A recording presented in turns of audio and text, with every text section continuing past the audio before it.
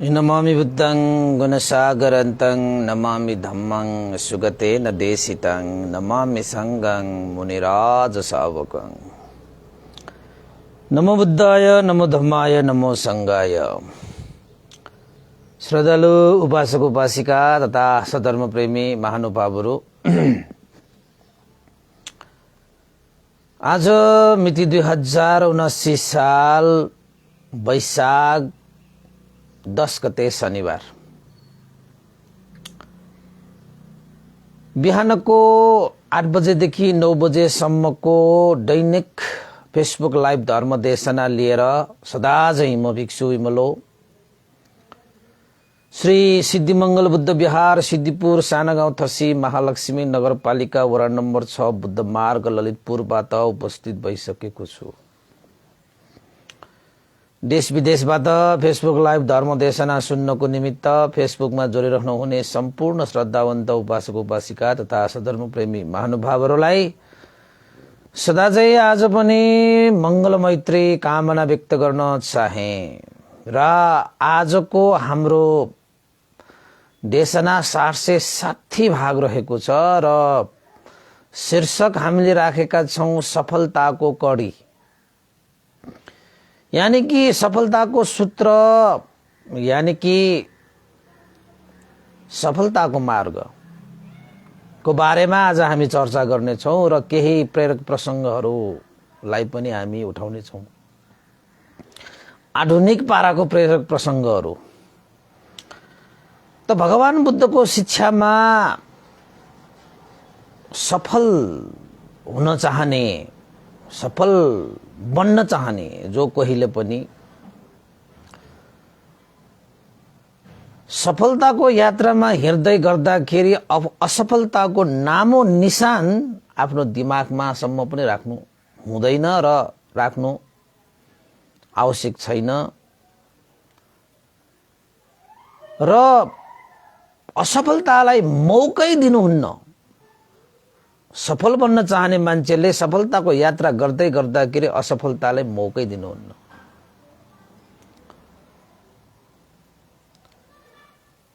हैन, सफलताको यात्रामा हिँड्दै गर्दाखेरि आफ्नो तन मन वचन मन मस्तिष्क साराका सारा मात्र सफलतामा केन्द्रित गर्नु,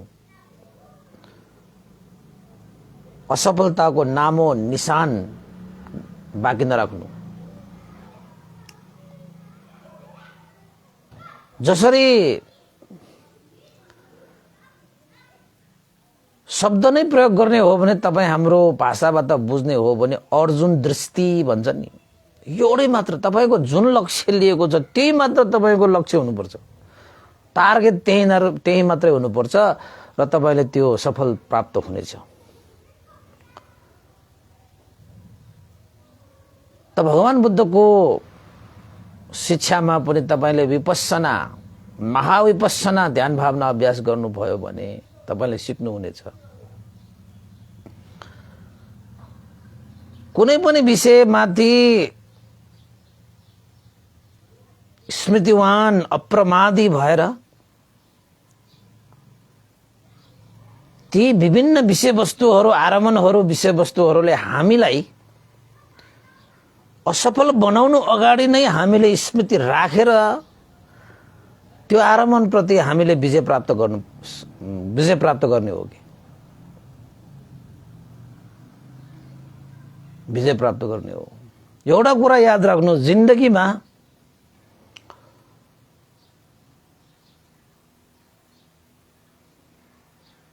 कुनै पनि असफलता भनेको सफलता भन्दा महान हुँदैन कि।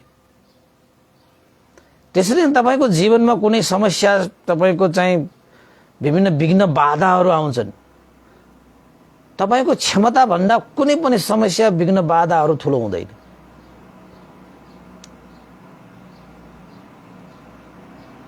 तपाईले आफ्नो क्षमतालाई उजागर गर्न सकियो भने जीवनमा जस्तो सुकै समस्या विघ्न बाधाहरूलाई पनि पन्छाएर हामी अगाडि बढ्न सक्छ।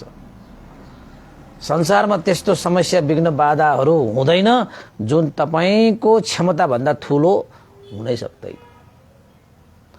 क्षमताको अगाडि, परिश्रमको अगाडि, कर्मको अगाडि कुनै पनि समस्या, विघ्न, बाधाहरू ठुलो हुँदै हुँदैन।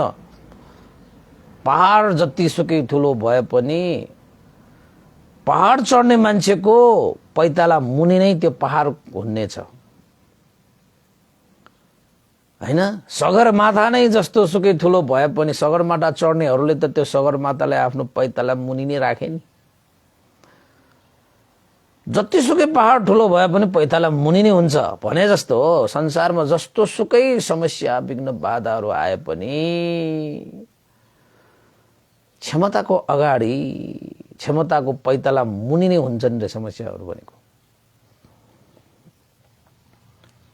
त्यसैले भगवान बुद्धले के भन्नुहुन्छ? सफलता चाहने व्यक्तिहरूले असफलतालाई ठाउँै दिनुहुन्न, विकल्पै दिनुहुन्न। सफल बन्नेहरू विकल्पै दिनुहुन्न।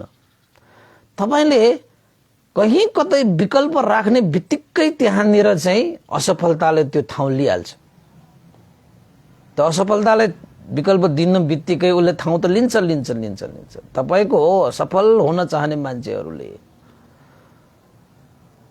1 2 3 अप्सनहरुमा तपाईले राख्नुपर्छ। 1 सफलता, 2 सफलता र 3 सफलता। त्यहाँभन्दा अर्को तपाईले अप्सन राख्नुहुन्न।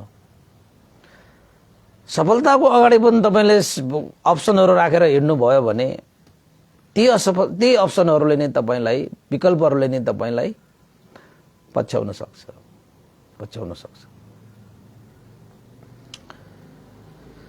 त्यसैले जीवनमा उपासक उपासिकाहरू सफलताको कडी भनेको यस्तो चीज हो। असफलताले तपाईलाई घेर्नु अगाडि त्यो असफलतालाई तपाईले असफलताले तपाईलाई सफलताले घेर्नु पर्छ। असफलताले तपाईलाई आक्रमण हैन गर्नु अगाडि तपाईले सफलताले त्यो असफलतालाई आक्रमण गरिदिनु पर्छ। त्यो असफलताले तपाईले मौका पनि दिनुहुन्न। सफलताको विकल्पमा अरु कुनै चीज राख्नै हुन्न तपाईले। मात्र सफलता।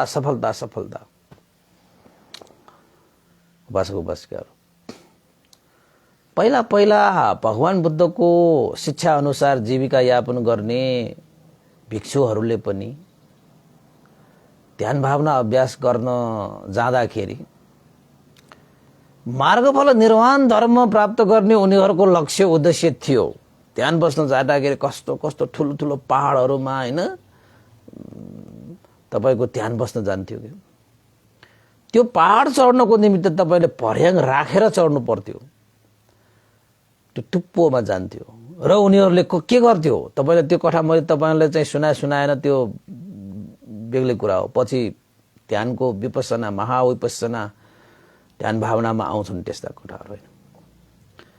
ती भिक्षुहरूले त्यो डाँडामा चढिसकेपछि उनीहरूको एउटै मात्र उद्देश्य लक्ष्य थियो मार्गफल प्राप्त गर्ने। त्यो भर्याङ चढेर गएको त्यो भर्याङले उनीहरूले चाहिँ खसारा ल्याउँछ के, त्यो पहाडबाट खसारा ल्याउँछ। किन त भन्दाखेरि त्यो भर्याङ नभइसकेपछि अब उनीहरूको जीवनमा अर्को विकल्पै छैन, मात्र ध्यान बस्ने, मार्गफल प्राप्त गर्ने। त्यो भर्याङ त्यही राखिरहेको भए के हुन्थ्यो त भन्दाखेरि अलिकति गाह्रो भयो, कठिन भयो भने त्यो भर्याङ सम्झिन्छ र भर्याङबाट फेरि तल झर्ने मानसिकता पनि उत्पन्न हुन सक्छ। त्यस्ता मानसिकताले गर्दाखेरि ध्यान बस्दाखेरि ती आरमणहरूले विघ्न बाधाहरू ल्याउन सक्छ। अब भर्याङै छैन त, पहाडबाट झर्ने भर्याङै छैन। त्यो पहाडमा टुप्पोमा पुगिसकेपछि त्यहाँबाट अब मार्गफल निर्वाण धर्म साक्षात्कार गरेर नजानु त अर्को कुनै विकल्पै छैन। मात्र उनीहरूलाई मार्गफल मात्रै छ उनीहरूको जीवनमा विकल्प। अब त्यो पहाडबाट अब झर्न सक्ने अवस्था पनि छैन। किन त भन्दाखेरि माथि चढ्ने भर्याङ त खसालिसक्यो। अब त्यो भर्याङ सम्झेर उनीहरूले ध्यान भावनामा विघ्न बाधा त पुर्याउन सक्दैन नि। किन त भन्दाखेरि भर्याङै छैन त। ओर्लिनको लागि नसकिनेहरूले त भयो बा सजिलो भनेर ध्यान बस्न आएको त गाह्रो रहेछ, भर्याङ बाँकी रहेछ, त्यो भर्याङबाट ओर्लिनु पर्ला भन्ने त्यस्तो सोच विचार चिन्तन मनन आउन सक्छ नि। सोच विचार चिन्तन मनन आएपछि त कसैले त त्यो चिन्तन मननलाई रोक्न सकेन भने त भर्याङ चढेर झर्छन् पनि। अब भर्याङै छैन भने अब तपाईँको सोच कहाँबाट आउँछ, कसरी आउँछ? आए पनि भर्याङै छैन, कसरी तल झर्छ? त ऊ त्यहाँ पहाडको टुप्पोमा पुगिसकेपछि अब उसले त्यो मार्ग थाहा छ, उसलाई त्यो परिश्रम गर्नुपर्छ भन्ने थाहा छ, त उसले गर्नै पर्छ। उसकोमा अर्को कुनै विकल्प छैन कि सफलताको कुनै विकल्प राख्नै हुन्न कि। विकल्प राख्ने बित्तिकै असफलताले तपाईँ थाउल लिन थालिहाल्छ। त उनीहरूको जीवनमा एउटै मार्ग, एउटै विकल्प के रहन्छ? अभ्यास गर्ने, मार्गफल प्राप्त गर्ने। त्यस्तै एउटा कथा छ के ध्यान भावनाको। गरेर गए त ध्यान भावना गर्दा गर्दै आकाश मार्गबाट उडेर जान सक्ने भए ती ब्रह्माहरू भएर गएको त हो नि। त्यो कथा म पछि पनि भन्न सकौँला हैन। ध्यान भावनाको सन्दर्भमा त्यो कथाहरू धेरै राम्रो छ। त ती भिक्षुहरूले आफ्नो जीवनलाई सार्थक बनाएर गए। किन त भन्दाखेरि उनीहरूले सफलताको अगाडि कुनै पनि विकल्प राख्दै राखेन।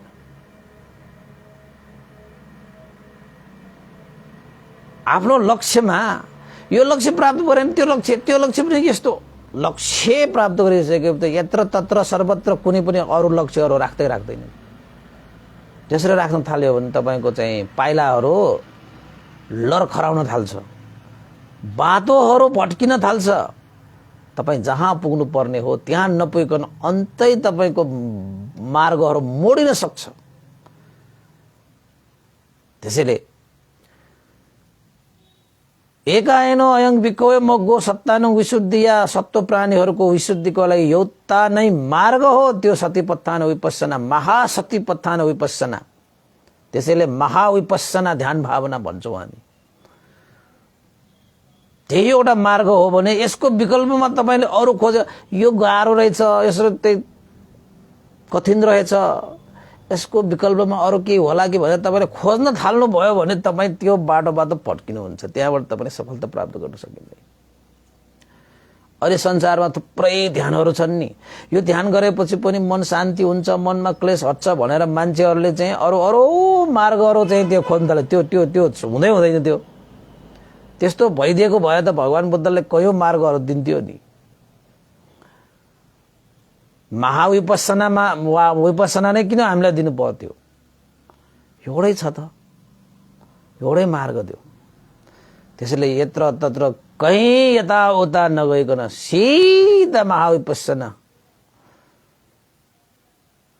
सतीपत्थान र महासतीपत्थान भनेर सूत्र छ कि, सतीपत्थान सूत्र, महासतीपत्थान सूत्र भनेर छ।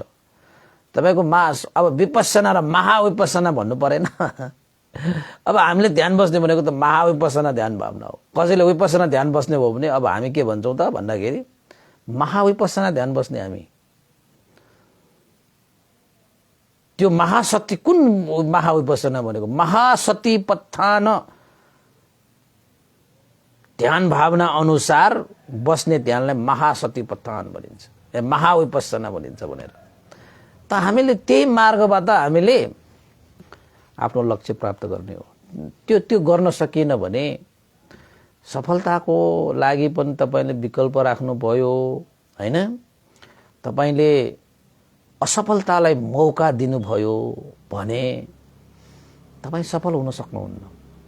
त्यसैले असफलताले ठाउँ लिनु अगाडि नै तपाईले सफलताले ठाउँ ओगटिदिनु पर्छ। असफलताले तपाईलाई आक्रमण गर्नु अगाडि तपाईले सफलताले आक्रमण गरिदिनु पर्छ।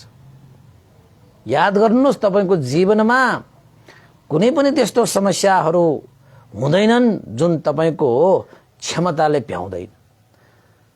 तपाईको क्षमता भन्दा कुनै पनि समस्या, कुनै पनि विघ्न बाधाहरू ठुलो हुँदैन सक्दैन।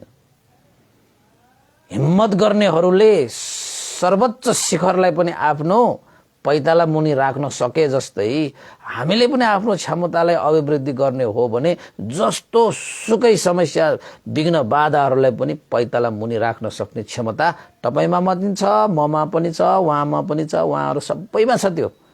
तर तपाईले क्षमतालाई उजागर गर्नु मात्रै बाँकी हो कि गर्नु मात्रै बाँकी हो, गर्नु मात्रै बाँकी हो। अब तपाईले कतिको त्यो क्षमतालाई उजागर गर्न सक्नुहुन्छ त्यो आफ्नैको लागि हो।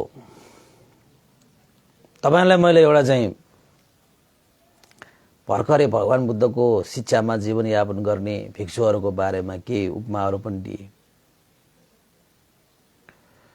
हैन।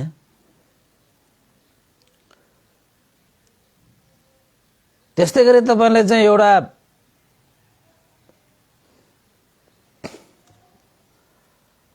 प्रसंग पनि मैले तपाईलाई सुनाउँछु। सारा असफलताहरूको बाटोहरू थुनिदियो, सारा असफलताहरूको बाटो थुनेपछि तपाईको जीवनमा सफलता नै सफलता हुन्छ। एउटा प्रसंग तपाईलाई सुनाइहाल्छु। आज शनिबार पनि हो, धेरै लामो पनि नगरौँ के अरे हैन। एउटा सानो राज्य थियो पहिलाको जमानामा हैन। राज्यहरू बीच चाहिँ युद्ध चलिरहन्थ्यो। ठुला राज्यहरूले साना राज्यहरूलाई आँखा गाडेर उनीहरूको राज्यलाई जितेर आफ्नो राज्यमा गाभ्ने ठुल्ठुला राज्यहरूले जहिले पनि त्यो मौकाहरू कुरिरहेको हुन्छ। त्यसैले पहिलाका राज्यहरूमा चाहिँ गुप्तचरहरू भनेको साह्रै बलिया हुनुपर्छ। गुप्तचरहरू बलिया भएन भने त ठुलो देशले सानो देशलाई त क्वाप्लाक्कै खाइदिन्छ। ठुल्ठुला माछाहरूले सानसाना माछाहरूलाई खाए जस्तो पहिला त्यस्ता घटनाहरू थुप्रै थियो। आजकल पनि त तपाईको चाहिँ यही हैन। अब सेन्चुरीमा पनि त तपाईको के भइरहेको छ, अब तपाईको युक्रेन र रसिया हैन, रसियाको त्यहाँ युद्ध भइरहेको छ। ठुला देशहरूले त निल्दिन्छ तपाईको देशहरू, ठुल्ठुला देश सानसाना देशहरूलाई ठुलो माछाले निले जस्तो हैन। समुद्रमा ठुल्ठुला माछाहरू आयो भने सानसाना माछाहरू भाग्छन् नि तपाईको ज्यान जोगाउनको निमित्त हैन। त्यो किन त भन्दाखेरि ठुल्ठुला माछाहरू त निल्दिन्छ तपाईको। अहिले त देशको परिस्थिति अनुसार यो संसारको अहिले त भौगोलिक रूपमा आफ्नो देशहरूको सीमा निर्धारण भइसकेको छ। त्यस्तैमा अब सन्तुष्ट भएर बसिरहेका छन् हैन। यो भन्दा के अब आफ्नो विकास गर्ने भनेर लागि परेका छन्। त पहिलाको जमानामा त त्यस्तो हुँदैन। तपाईको आफ्नो देशको सीमा जति बढाउन सक्यो त्यति त्यो राजाको गौरव हो कि। राजाहरू भनेको कस्तो हुन्छ त भन्दाखेरि आफ्नो सिमाना जतिसुकै बढे पनि उसलाई तृप्त हुँदैन रे कि। राजा भनेको त्यस्तो। अरू सारा सुख शरीरहरू उसलाई चाहिँ भए पनि उसलाई एउटा चिन्ता के हुन्छ त भन्ने अहिले यो जति सिमाना छ त्यो भन्दा सिमाना बढाउँ। जति सिमाना बढे पनि उसको चाहिँ इच्छा पुग्दैन रे के, तपाईको तृप्त हुँदैन रे के। त्यसैले जस्तो सुकै ऊ भए पनि राजा भनेको पनि तृष्णामा हैन, उसको इच्छा आकांक्षाहरू तृप्त नहुँदै उनीहरू पनि बित्नु पर्छ रे। सम्राटहरू पनि त्यस्तै रे हैन। त्यसैले श्रमणहरू भनेको राजा भन्दा ठुलो, उनीहरूको तृष्णै हुँदैन हैन। होस् भन्न सक्ने खाले हुन्छ नि त श्रमण भिक्षुहरू भनेको त। पाए पनि ठिकै नपाए पनि ठिकै होस्। त राजाहरूसम्म पनि सारा हीरा मोती ज्वालाल पन्ना भए तापनि संसारै जिते पनि फेरि अर्को संसार कहीँ छ हैन। यो पृथ्वी जस्तो अर्को लोक कहीँ छ, त्यसमा पनि जितौँ भन्ने उनीहरूको सोच हुन्छ रे सम्राटहरू राजाहरूको चाहिँ। होस् पुग्यो भन्ने हुँदैन। त्यस्ता त बोधिसत्वहरू मात्रै हुन्छ। बोधिसत्वहरू त तपाईको राजा हैन, राज्य नै दान गरेर जान्छ, परिवारै दान गरेर जान्छ। तपाईको छोरा छोरीहरू सारा धन सम्पत्तिहरू दान गरेर त्याग गरेर सन्यास भएर जान सक्ने भनेको त तपाईको बोधिसत्वहरू मात्रै हुन्छ। त्यस्ता बोधिसत्वहरू त अब कहाँ जन्मिन्छ र गाह्रै छ। तर पहिला चाहिँ ठुल्ठुला राज्यहरूले सानसाना राज्यलाई आँखा गाडिरहेकै हुन्छ, मौका कुरिरहेको हुन्छ कुन बेला त्यो राज्यलाई क्वाप्लाक्क पारौँ भनेर। एउटा सानो राज्य थियो। सानो राज्यको आफ्नै दुःख हुन्छ हैन। उनीहरूले चाहिँ धेरै गुप्तचरहरूमै खर्च गर्छ के।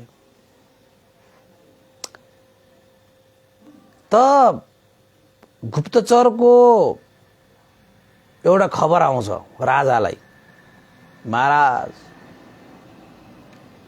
हाम्रो छिमेकी राष्ट्रले हामीलाई आक्रमण गर्नको निमित्त तयार भइरहेको छ। यो राज्यलाई उनीहरूको हडप हमला गरेर नि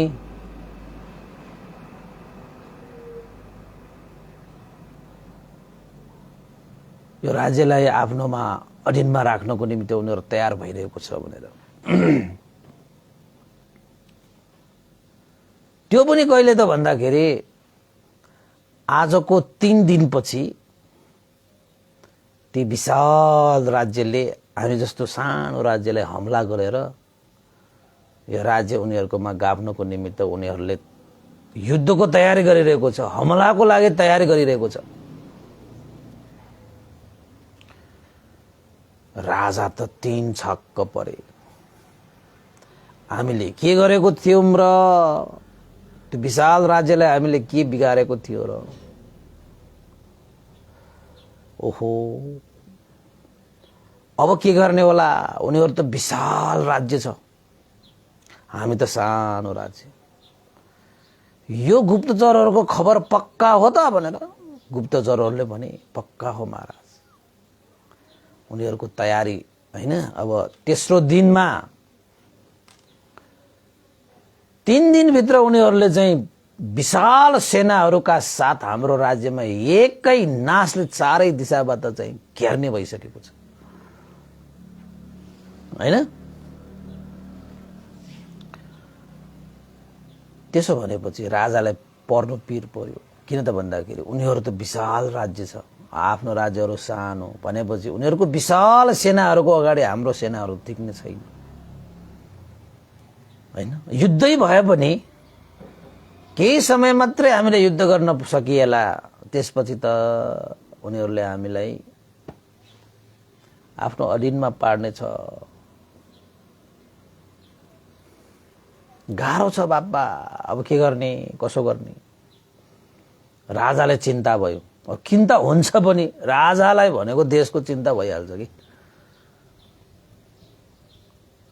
राजालाई किन त भनेको, राजा भनेको त राजा हो नि। उनीहरुको चाहिँ छोराहरुको सारा वंशहरु राजा हुनुपर्ने भएको हुनाले उनीहरुले चाहिँ देशलाई त आफ्नै ठानिरहेको हुन्छ नि त। पहिलाका राजाहरु त्यस्तो थियो नि त। राजाहरुले आफै युद्ध गरेर चाहिँ यो राज्य बनाएको हो नि त। पहिलाका राजाहरु भने त्यस्ता हुन्छन् त। अब आफ्नो हैन रगत पसिनाले बगाएको सञ्चित गरेको यो राज्यमा चाहिँ ठूला राज्यहरुले हमला गरेर अब मिल्न खोज्दाखेरि त चिन्ता हुनु स्वाभाविकै हो। राजाले सभा बोलाएछ, तत्काल सभा बोलाएछ। सभा बोलाएर त्यो गुप्तचरहरुको जुन कुरा छ नि त्यो कुरा सबै राज्य सभामा राखेछ। ल, गुप्तचरहरुको पक्का सूचना छ 2-3 दिनपछि त ठूला विशाल राज्यले विशाल सेना लिएर हाम्रो राज्यलाई हमला गरेर राज्यलाई आफ्नो अधीनमा पार्नको निमित्त ठूलै योजना बनिसकेको छ। अब के गर्ने कसो गर्ने, कुन रणनीतिले हामी अगाडि बढ्नु पर्यो भनेर राजाले सबैसँग सल्लाह माग्न थाले। यदि उचित सल्लाह पाइएन, त्यस्तो अवस्था आइएन भने त हाम्रो राष्ट्र पनि रहँदैन, जनता पनि रहँदैन। कुनै व्यक्तिसँग यो सभामा कुनै व्यक्तिसँग त्यस्तो सरसल्लाह छ भने लौ न, चाँडो भन्दा चाँडो त्यो सरसल्लाह दिनु पर्यो हैन। हामीले गर्न चाहिँ के गर्न सक्छौ भनेर राजाले सबै सभा अगाडि चाहिँ सल्लाह माग्यो कि। अनि अब के सल्लाह दिने? 2-3 दिनपछि त हमला गर्ने भइसक्यो। 3 दिन भनौं न, अब 3 दिनपछि त हमला गर्ने भइसक्यो। अब के सल्लाह दिने? कसैले सल्लाह दिन सकेन। त्यसमध्येमा एकजना चतुर मन्त्री थियो, बुद्धिमान पण्डित मन्त्री थियो, बोधिसत्व जस्तो के मन्त्री थियो।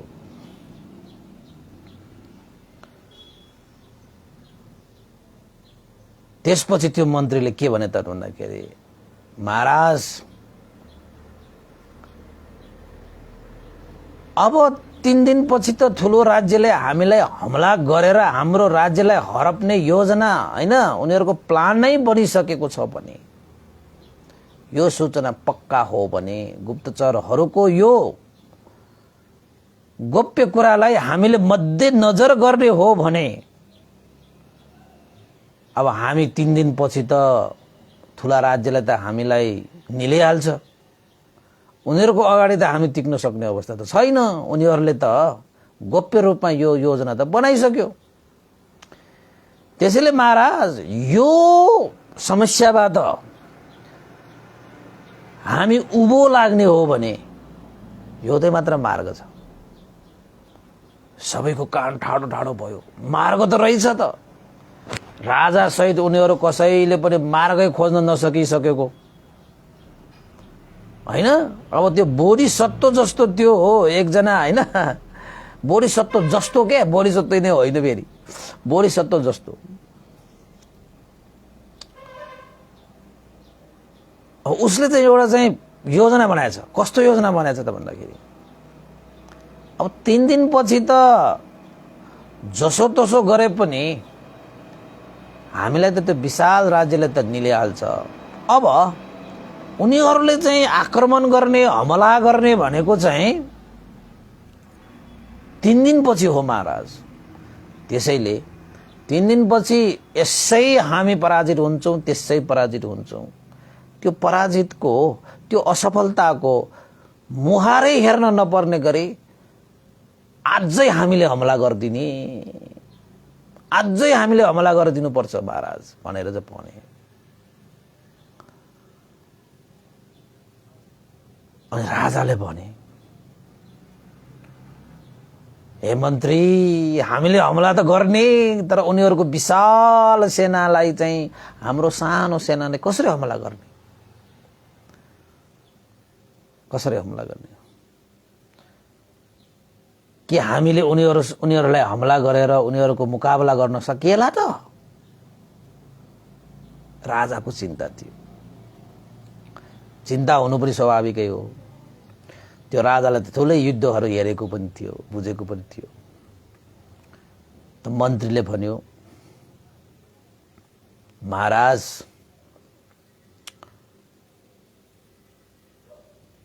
उनीहरूको सेनाहरू जतिसुकै विशाल भए पनि आज त उनीहरूको युद्ध गर्ने तयारीमा छैनन्। उनीहरूले युद्ध गर्ने, हमला गर्न आउने भनेको त 3 दिनपछि मात्रै हो। त्यसैले आज त उनीहरू युद्धको तयारीमा त छैन। त्यसैले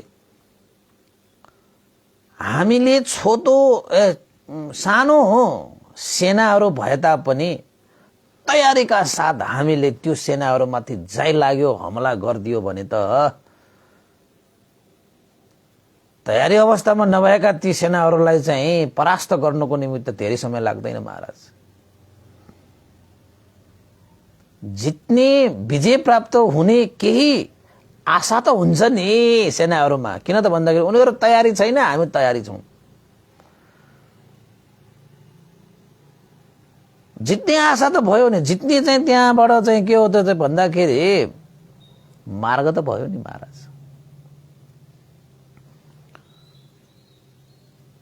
यदि हामीले हमला गरेनौं भने 3 दिनपछि त उनीहरूले हमला गर्ने त निश्चित भइसक्यो। त उनीहरूले हमला गर्यो भने हाम्रो पराजय हुनु त निश्चिन्त छ हैन। त उनीहरूले हमला गर्नु अगाडि हामीले नै हमला गरिदिउँ। उनीहरूको तयारी अवस्थामा छैन, हामी तयारीका साथ हमला गरौँ महाराज भनेर चतुर मन्त्रीले सल्लाह दिए। अब विकल्पै छैन हैन। अब त्यहाँ भनेको त सफल प्राप्त गर्ने बाहेक विकल्पै छैन। असफल त अब 3 दिनपछि हमला गर्यो भने असफल भइहाल्छ होइन। बरु अहिले नै त हमला गरेर त सफल पाउने त धेरै चान्सेस छ नि तपाईँको चाहिँ। सेनाहरूलाई पनि हौसला त भइहाल्यो नि त, उनीहरूलाई पनि मनमा त हुन्छ नि, हो जित्ने त अवसर त छ न, उनीहरू तयारी छैन, हामी तयारी छौँ, होइन। त राजालाई त्यो कुरा चाहिँ सही लागेछ। अब त्यसै हार्ने उसै हार्ने हुन्छ 3 दिनपछि त किन हामी चाहिँ अगाडि नै उनीहरूलाई हमला नगरौँ। उसले चाहिँ तुरुन्तै सेनाहरूलाई तयार हुनको निमित्त सेनापतिहरू साराले बोलाए। आजै हामी त्यो विशाल राज्यको लागि आजै हामी चाहिँ युद्ध गर्छौँ, हमला गर्छौँ, तयारी हो, होइन। यसरी हमला गर्ने सारा जनताका नागरिकहरू राष्ट्र बचाउनको निमित्त लाग्नु पर्यो भनेर सारा राज्यका त्यो युवाहरू सारा त्यो सेनामा जोडेर विशाल राज्यलाई चाहिँ हमला गर्नको निमित्त तयार भए, होइन। त्यो जानुभन्दा अगाडि चाहिँ कस्तो थियो त भन्दाखेरि पहिलाको युद्धहरू भनेको त कस्तो हुन्छ त भन्दाखेरि तपाईँको चाहिँ त्यो खोलाहरू तडेर नदीहरू तरेर, होइन, र ठुलो नदीहरू तरेर चाहिँ त्यहाँ युद्ध गर्न जानु पर्थ्यो। राजा पनि अगाडि बसे। नेता भनेको कस्तो हुन्छ त भन्दाखेरि अगाडि बसेर चाहिँ तपाईँलाई पछाडि राखेर अगाडि कोही बढ्छन् भने त्यो नेता हो कि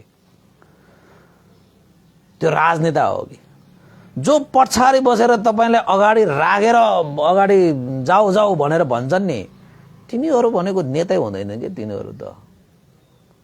तिनीहरू बेता हो कि बेता भनेको त्यो छोराहरू हो क्या, त्यो बाउहरू होइन, तिनीहरू छोराहरू हो तिनीहरू। त राजा अगाडि बसे, मन्त्रीहरू अगाडि बसे, देश राष्ट्र र जनताको हितको लागि, होइन, आफ्नो सिमाना बचाउनको निमित्त त्यहाँ उनीहरू चाहिँ लागि परे। सारा दल बल सहित चाहिँ राजा अगाडि बसेर एउटा खोलाको त्यो नदीको त्यो पुल तरेर जुन राज्यमा हमला गर्नु पर्थ्यो त्यो राज्यमा पुगे।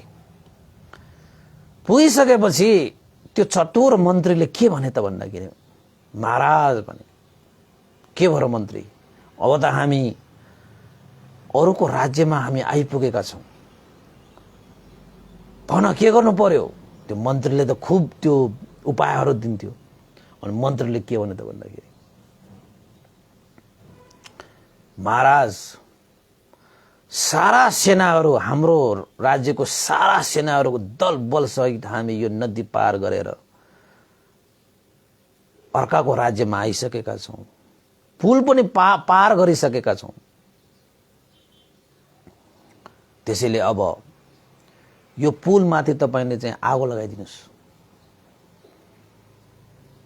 यो पुललाई तपाईँले आगो लगाइदिनुहोस् भने राजा तीन छक्क परे। किन पुललाई अगाडि पुललाई तपाईँले चाहिँ आगो लगाइदिने। मन्त्रीले भनेछ, महाराज यो पुल भएसम्म सेनाहरू जति पनि यहाँ आएका छन् ती सेनाहरू डर त्रास भय अन्टराय विघ्न बाधाहरू आएर यो पुल नागेर उनीहरू भाग्न सक्छ। अब राष्ट्रको लागि नै हामी चाहिँ युद्ध गर्न आइरहेका छौँ भने अब हामीसँग विजय प्राप्त गर्नु बाहेक अरू कुनै पनि विकल्प हामीले राख्नै हुँदैन। कुनै पनि सेनाको मनमा यो नहोस् कि केही त विकल्प छ नि, भाग्ने विकल्प होला, ज्यान बचाउने विकल्प, कुनै पनि विकल्प राख्ने हुन्न। तपाईको एउटै मात्र विकल्प कि अब शत्रुहरूसँग जाइ लाग्दाखेरि एउटै मात्र विकल्प राख्नुपर्छ, त्यो भनेको विजय। उनीहरूको मन मस्तिष्कमा अब एउटै मात्र विचारले हामीले भर्ने हो, त्यो भनेको विजय। जीवन त गइहाल्यो, अर्काको राष्ट्रमा गइसके, अब आफ्नो राष्ट्रमा जानको निमित्त त्यो पुल पनि जलिहालिसक्यो। अब त मैले जित्नै पर्छ, जित्नु बाहेक उसकोमा अर्को कुनै विकल्पै नहोस् महाराज।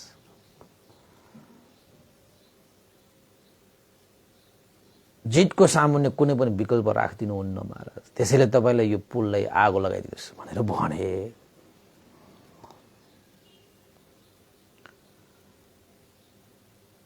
राजालाई यसो हेरे, यो मन्त्री त कति चलाख रहेछ, विकल्प त कुनै पनि राख्नै हुन्न, हमला गरेर विजय प्राप्त गर्ने यो चाहिँ मात्र विकल्प हो। विजय प्राप्त गरिसकेपछि अर्को त पुल हामी बनाउला, यो ठीक छ भनेर त्यसपछि राजाले नदी पार गरेर आएको त्यो पुलमाथि आगो नै लगाइदिए, ताकि विजय प्राप्त गर्नु बाहेक अर्को कुनै मार्ग नै नहोस्। मार्ग सबै जलाइदिए। अब उनीहरूसँग यो तै मात्र मार्ग छ, विपक्षीहरूसँग हमला गरेर विजय प्राप्त गर्ने कि त मर्ने। त्योभन्दा अर्को मर या गर, त्यो बाहेक उनीहरूको जीवनमा अब कुनै विकल्प नभएपछि सारा सेनाहरूमा त अब के आयो त भन्दाखेरि जसरी भए पनि त अब जीवन जिउनको निमित्त त युद्धमा त तपाईको जित्नै पर्ने भयो। त्यसपछि त्यो मन्त्रीले भने, हे सेनाहरू हो, राजाले नदीको त्यो पुल चाहिँ जलाइदियो। अब हाम्रो जीवनमा आफ्नो राष्ट्रमा जानको निमित्त यस्तो विशाल नदी पार टर्न सक्ने कुनै पनि विकल्प छैन। अब हामीले आफ्नो ज्यान, आफ्नो जीवनलाई सुरक्षित गर्ने हो भने विपक्षी राज्यहरूको त्यो सेनाहरूलाई बलबुत्ताका साथ हमला गरेर उनीहरूलाई परास्त गर्न सकियो भने मात्रै हाम्रो जीवनको विकल्प छ, त्यो भन्दा अर्को विकल्प छँदै छैन। अब हाम्रो जीवनमा कि गर कि मर, त्यही मात्रै छ। त्यसैले हे सेनाहरू हो, आफ्नो क्षमतालाई उजागर गर। क्षमता भन्दा कुनै पनि हैन असफलता, कुनै पनि समस्या, कुनै पनि विघ्न बाधाहरू ठुलो हुँदैन। भरपूर राष्ट्रको लागि, देशको लागि, जनताको लागि युद्ध गर भनेर त्यो मन्त्रीले चाहिँ सेनाहरूको लागि चाहिँ ठुलै एउटा चाहिँ ऊर्जा शक्ति दिएर युद्ध गरेर जित्नु बाहेक त उनीहरूको जीवनमा अरू कुनै विकल्पै छैन भने पुलै त्यहाँबाट जलाइसक्यो राजाले। त्यसपछि त उनीहरूको जीवनमा एउटै विकल्पका साथ सफलता उनीहरूको त्यही एउटै चाहिँ उद्देश्य राखेर उनीहरूले चाहिँ विशाल से विशाल सेनामाथि एउटा सानो टुकडी हैन सेनाले पनि विशाल से विशाल सेनामाथि चाहिँ जाई लागेर हमला गरेर आखिरमा विपक्षीका सेनाहरू सबलाई उनीहरूले परास्त गरिदिए, हराइदिए उनीहरूले।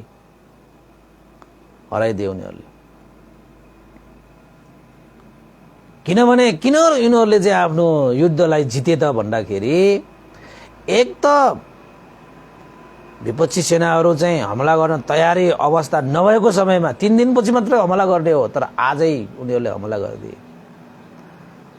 तपाईको जीवनमा पर्सि तपाईको जीवनमा असफलता आइरहेको छ भने आजै तपाईले सफलताले हमला गर्दियौ न, तपाईको आजै सफलता प्राप्त गर्दियौ। असफलताले छुनु अगाडि नै तपाईले सफलता प्राप्त गरिसकेपछि त्यो असफलता त कहाँ जान्छ। दूरदर्शी हुनुपर्छ भनेको त्यस्तो, बहुस्रोत हुनुपर्छ भनेको त्यस्तो। तपाईको जीवनमा भोलि पर्सि आउने त्यो समस्यालाई अहिले नै समाधान गरिदियो कि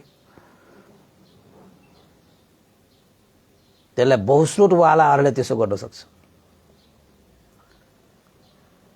तपाईको जीवनमा असफलतालाई ठाउँै नदिने, असफलताको कुनै नाम निशानी नराखिदिने, सफलता आजै गरिदिने। समस्या समाधान गर्नको निमित्त तपाईले क्षमता मात्र उजागर गर्नुपर्छ, जस्तो सुकै ठुलो समस्याहरू पनि समाधान हुन्छ। तपाईको जीवनमा असफलता, विघ्न बाधा, दिनदशा हैन नाना थरीका चीजहरूले तपाईलाई हमला गर्नको निमित्त तयार भइरहेको छ कि उनीहरूले हमला गर्नु अगाडि तपाईले हमला गरेर तपाईको चाहिँ जीवनमा एउटै मात्र विकल्प त्यो भनेको चाहिँ के हो? सफलता। त्यो मजबुतका साथ त्यो मार्गलाई तपाईले हिँड्नु भयो भने अवश्य पनि तपाईलाई पनि सफलता प्राप्त हुन्छ नै।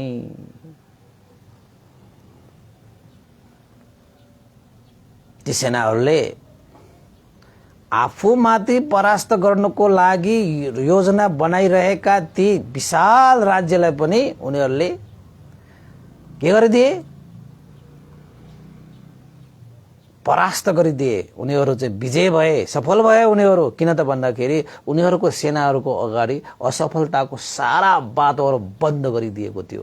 त्यसैले असफलता भनेको त छँदै छैन। किन भन्दाखेरि असफलताको बाटै छैन त कसरी उनीहरू असफल हुन्छ?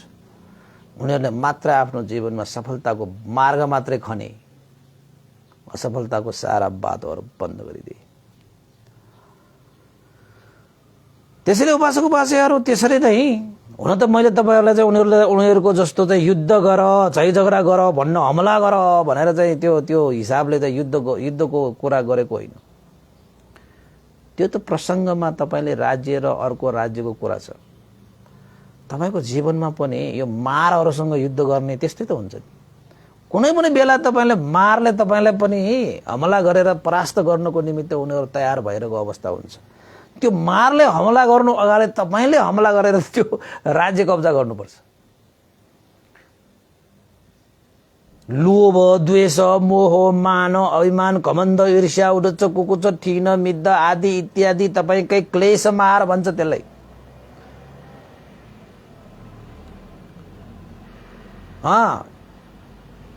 स्कन्द मार छ, क्लेश मार छ, देवपुत्र मार छ, तपाईको मृत्यु मार छ, तपाईको चाहिँ जीवनमा कति मार छ, अभिसंस्कार मार छ तपाईको चाहिँ। यस्ता मारहरुबाट तपाईलाई चाहिँ आक्रमण गरेर तपाईको जीवनमाथि राज गर्नु अगाडि तपाईले ती चीजहरुलाई आक्रमण गरिदिनु पर्छ कि। तपाईले कसरी आक्रमण गर्नु त भन्दाखेरि ध्यान बसेर उनीहरुमाथि आक्रमण गर्नुपर्छ। आजै ध्यान गर्नुपर्छ तपाईको। आज ध्यान गर्न सक्नु भएन भने तपाई पर्सि त उनीहरुले तपाईलाई आक्रमण गरेर तपाईलाई चाहिँ आफ्नो अधीनमा पार्छ। त्यसैले लोभमाथि हामीले चाहिँ आक्रमण गर्ने तपाईको हैन, द्वेषमाथि आक्रमण गर्ने तपाईको, मोहमाथि आक्रमण गर्ने त्यहाँ तपाईको।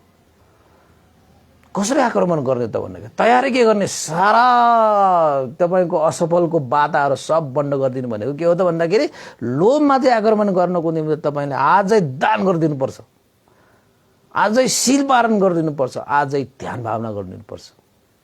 लोभमाथि आक्रमण गर्ने, हमला गर्ने भनेको दानले हो कि। जब तपाईले दान गर्न सक्नुहुन्छ नि त्यो लोभमाथि आक्रमण गरेको भयो, हमला गरेको भयो, उसले हमला गरेर तपाईलाई अधीनमा पार्नु अगाडि तपाईले दान गरिदिनु भयो भने तपाईले लोभमाथि हमला गरेर उसलाई अधीनमा पारेको भयो कि हैन। द्वेषले तपाईलाई आक्रमण गरेर उसले तपाईलाई आफ्नो बसमा पार्नु अगाडि तपाईले शील पालन गरिदिनु भयो भने चाहिँ त्यो द्वेषमाथि तपाईले पहिल्यै आक्रमण गरेर उसलाई आफ्नो अधीनमा पारेको भयो कि। मोहले तपाईलाई हमला गरेर तपाईलाई आफ्नो अधीनमा पार्नु अगाडि तपाईले ध्यान बसेर तपाईले चाहिँ हमला गरिदिएपछि त्यो मोहलाई तपाईले आफ्नो बसमा पार्दिनु हो, मोहलाई आफ्नो कब्जामा पार्ने हो। उसले तपाईलाई हमला गरेर परास्त गर्न सक्दैन। त्यसैले जीवनमा दानशील भावनादि कुशल कर्मले भनेको त तपाईको क्लेश मार, तपाईलाई लडाउने, तपाईले दुःखमा पार्ने, भुमरीमा पार्ने, यो सारा काम त त्यो क्लेश मारले गर्छ। यही क्लेश मारले तपाईको स्कन्द मार, अभिसंस्कार मार, तपाईको देवपुत्र मारहरु, मृत्यु मारहरु आइरहेको त हो नि। तपाईको क्लेश मारलाई नै तपाईले परास्त गरिसकेपछि त अब त्यो क्लेशले नि सबै मारहरु ल्याउने हो भने त्यही मारलाई जडालाई काटिसके अरु मारहरु पनि त्यतिकै तपाईको चाहिँ उनीहरु परास्त भइहाल्छ। उनीहरु त सारा मारहरु एकजुट भएर तपाईकोमा चाहिँ युद्ध गर्न आयो भने तपाईलाई त उनीहरुले त क्वाप्लाक्क खाइदिन्छ। त्यसैले यहाँनिर यो युद्धमा त्यो मन्त्री चतुर भए जस्तो, बहुस्रोतवाला भए जस्तो तपाईले पहिला आक्रमण गरिदिने हो कि तपाईले। अब भगवान बुद्धलाई त हैन देवपुत्र मार आएर युद्ध गर्न आएको थियो। भगवान बुद्धको त पारमिता बल शक्ति छ, अधिष्ठान गरे हैन, तपाईको चाहिँ भूमिलाई चाहिँ साक्षी राखे, भित्र भएर भाग्नु पर्यो त्यो देवपुत्र मारहरु हैन।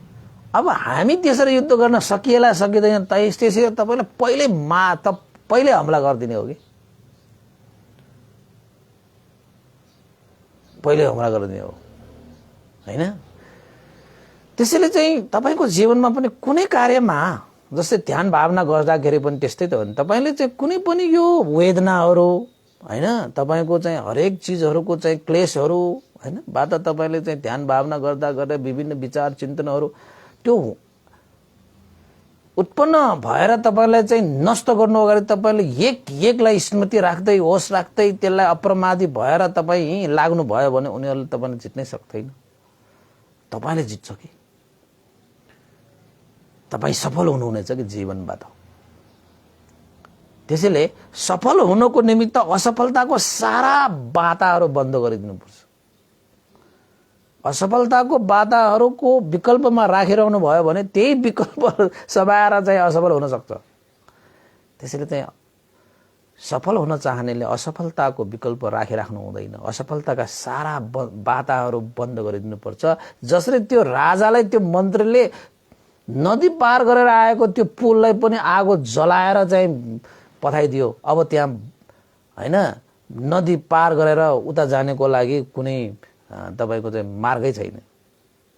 एउटै मात्र मार्ग ती सेनाहरूमा के रह्यो त भन्दाखेरि अब विपक्षीहरूलाई हमला गरेर विजय प्राप्त गर्नु बाहेक उनीहरूको जीवनमा अर्को कुनै विकल्पै छैन। विजय प्राप्त गरेपछि मात्रै उनीहरूको जीवन छ, नत्र छैन। कि गर कि मर त्यो मात्रै छ उनीहरूको जीवनमा। र उनीहरू के भए? सफल भए। सफलै भइसकेपछि नदीमा त फेरि तपाईको चाहिँ पुल बनाउला के फरक पर्छ र हैन। त्यसैले उपासक उपासिकाहरू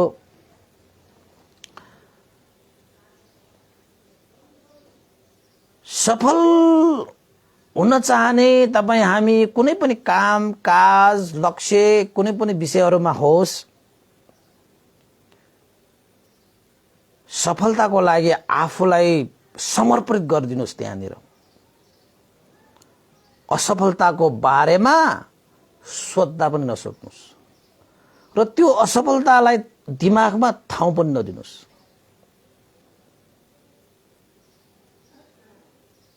असफलता हुने भनेको तपाईले कुनै विकल्पै दिनुहुन्न। सारा असफलताका बाटाहरूलाई बन्द गएर असफलताको विकल्प नै हामीले दिनुहुन्न। जीवनमा सफल हुन चाहनेले सफलता मात्रै केन्द्रित गरेर अगाडि बढ्नुपर्छ। किन त भन्दाखेरि तपाईले चाहनुभयो भने तपाईको क्षमतालाई उजागर गर्ने हो भने तपाईको क्षमता भन्दा कुनै पनि समस्या कुनै पनि विघ्न बाधाहरू ठुलो हुनै सक्दैन। त्यसैले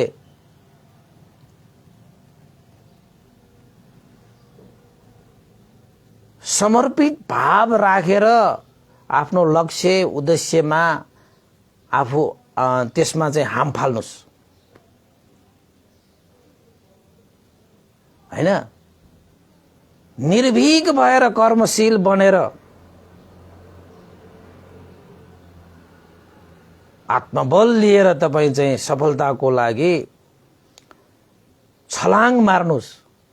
सफलताले तपाईलाई कुरिरहेको छ।